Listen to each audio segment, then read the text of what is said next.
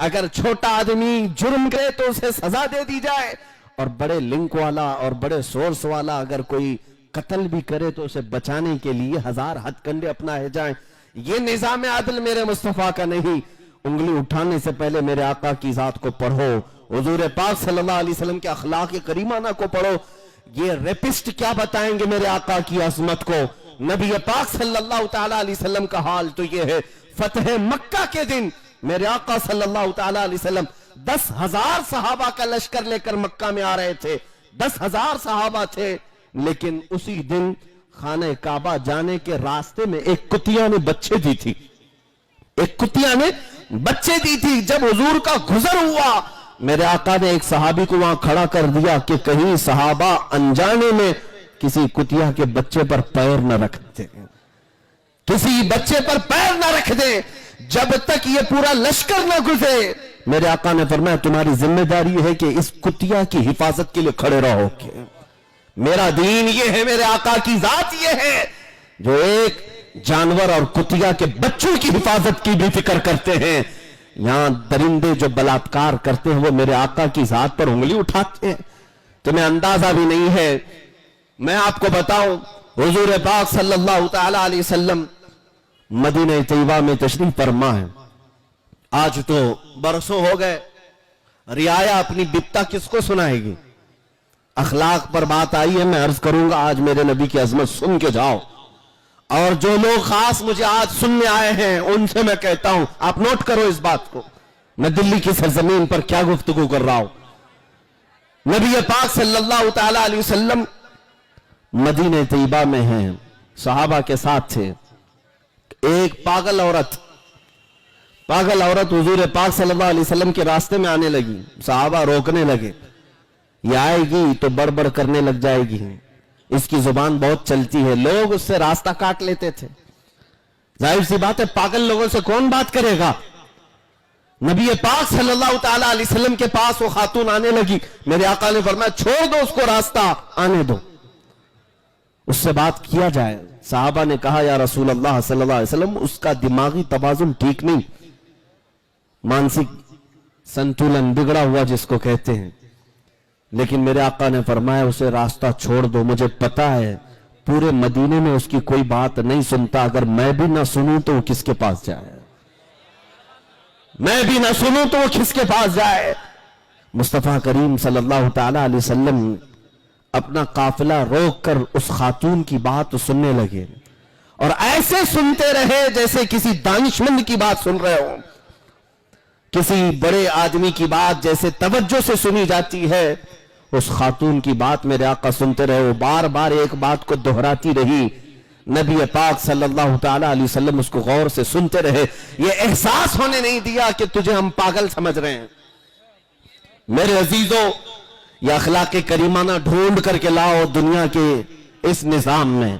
یہاں تو حال یہ ہے کہ ان کے سفید کپڑوں پر دھول لگنے نہ پائے، اس لیے کسی غریب سے بات کرنے کو تک کوئی نیتا تیار نہیں ہے۔ ہاں کون کس کی بپتات سننے کو تیار ہے؟ نبی مکرم صلی اللہ تعالیٰ علیہ وسلم کی ذات پر انگلیاں اٹھانے والے اپنے گریبان میں جھانک کر کے دیکھو تم نے کتنے بیریکیٹنگ لگا دیے ہیں اپنے اور رعایا کے درمیان، غریبوں اور امیروں کے درمیان کتنی حد بندیاں تم قائم کر کے رکھے ہو۔ وہ مصطفیٰ کریم صلی اللہ تعالیٰ علیہ وسلم جانتے ہو، ایک انگریز اپنی کتاب میں لکھتا ہے، میں آج ان کی باتیں نقل کر کے چلا جاتا ہوں اس لیے کہ دلی کی سرزمین پر بھوکنے والے بہت سارے آتے ہیں، انہیں پتہ نہیں حضور کی ذات، حضور کی شان کو پڑھا نہیں ہے۔ میں جس کا قیصر خالد صاحب ذکر کر رہے تھے، اس تک اگر بات پہنچتی ہے تو یہ بات بتاتا ہوں۔ تم نے شاید ایک فضلہ کھایا ہے، کینیڈا میں موجود ایک شخص ہے جو جلا وطن کیا گیا ایران کا، اس خبیث نے میرے آقا صلی اللہ علیہ وسلم کی شان میں گندی کتاب لکھی، اور وہی کتاب وہی پخانہ ڈاسنا میں پہنچا، اور یہ وہی کھا کھا کھا کر کے وہی اگلتا رہا۔ اسے لگا کہ یہی پوری کتاب اوریجنل ہے۔ نبی پاک صلی اللہ تعالیٰ علیہ وسلم کے متعلق جتنے بھدے الزامات اس پہ لگائے گئے، وہ کہتے ہیں نا چوہے کو ہلدی کی گھاٹ مل جائے تو سمجھتا میں بنیا ہوں، اس نے حضور کی ذات کو پڑھنا تھا تو بخاری شریف پڑھ لیا ہوتا، میرے آقا کی سیرت پڑھنا ہوتا تو مسلم شریف ترمذی شریف پڑھ لیا ہوتا۔ بخاری اور مسلم اور ترمذی کی بات تو بہت دور کی ہے، نبی پاک صلی اللہ تعالی علیہ وسلم کے ناخنوں کی عظمت بھی تجھے پتا نہیں ہے۔ تم نے پڑھا کس سے؟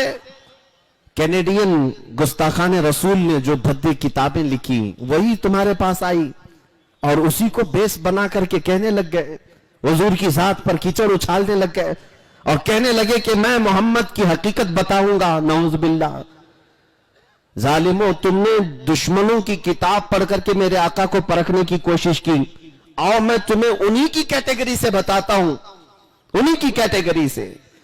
انگریزوں کا ہی ایک اور مفکر ہے، بہت بڑا مورخ بھی ہے، تاریخ لکھنے والا، اس نے پوری دنیا کے بہت زیادہ مؤثر شخصیات، ان لوگوں کی تاریخ جمع کی ہے اپنی کتاب میں، 100 لوگوں کی جن کا انفلوئنس عوام پر سب سے زیادہ ہے پوری دنیا میں، ایسے 100 لوگوں کی تاریخ جمع کی اور فرسٹ نمبر پر میرے آقا کا نام اس نے لکھا۔ کیوں؟ ہمارے گھر کی نہیں کتاب میں بتا رہا ہوں، ان کے گھر کی کتاب۔ 100 موسٹ یعنی انفلوئنس رکھنے والے لوگوں میں سے میرے آقا کا نام سب سے پہلے، اسی سے پوچھو کہ کیوں تم نے میرے آقا کا نام سب سے پہلے رکھا ہے۔ وہ کہتا ہے کہ محمد صلی اللہ تعالی علیہ وسلم سے میں اتنا انسپائر ہو گیا، ایک حدیث میں نے پڑھا، حدیثیں پڑھو اے نوجوانوں اور دوسروں تک پہنچاؤ، میرے آقا صلی اللہ علیہ وسلم کے اخلاق کے تم سفیر ہو، تم ترجمان ہو، لوگوں تک میرے آقا کی عظمت بتاؤ۔ وہ کہتا ہے انگریز، میں نے ایک حدیث پڑھی، پوچھا گیا کیا حدیث پڑھی آپ نے؟ کہتا ہے ان کی فکر کیسی تھی، ایک بار وہ بچوں کے درمیان بیٹھے ہوئے تھے، بچے کھیل رہے تھے، چھوٹے چھوٹے بچے کھیل رہے تھے، میرے آقا صلی اللہ تعالی علیہ وسلم بچوں سے بہت پیار کرتے تھے، بچوں کے لیے تحفے لاتے، تجارت سے آنے کے وقت بچے لٹک جاتے تھے حضور پاک صلی اللہ علیہ وسلم کے جبے سے پکڑ کر، صحابہ حضور پاک صلی اللہ علیہ وسلم ان بچوں کے ساتھ بیٹھے ہوئے ہیں، کھیلتے ہوئے بچوں میں اچانک ایک بچے کا باپ آیا اور اس نے اپنے بیٹے کو پکارا، بیٹا ادھر آجا، تیری ماں تجھے یاد کر رہی ہے۔ نبی مکرم صلی اللہ علیہ وسلم کھڑے ہوئے اس آنے والے شخص کو کیا کہا کہ اس مجمع میں اپنے بیٹے کو بیٹا کہہ کر مت بلا۔ اس نے کہا کیوں؟ میرا بیٹا ہے، میں بیٹا نہ کہوں تو کس کو کہوں؟ میرے آقا نے فرمایا ضرور تیرا بیٹا ہے، گھر میں بیٹا کہہ کر بلا۔ اس مجمع میں کئی یتیم بچے کھیل رہے ہیں جن کے باپ نہیں ہے، اگر تو اپنے بیٹے کو بیٹا کہہ کر بلائے گا، ان یتیموں کو اپنے باپ کا احساس نہ ہو جائے، اور مجھے ان کی تکلیف کا زیادہ احساس ہوتا ہے۔ یتیموں کا ماوا، یتیموں کا ملجا، میرا آقا محمد صلی اللہ علیہ وسلم۔ یہ کون لکھا ہے؟ یہ ہمارے گھر کی کتاب نہیں ہے، انگریزوں کا ایک بہت بڑا مورخ ہے، دانشور ہے، اس کی لکھی ہوئی کتاب۔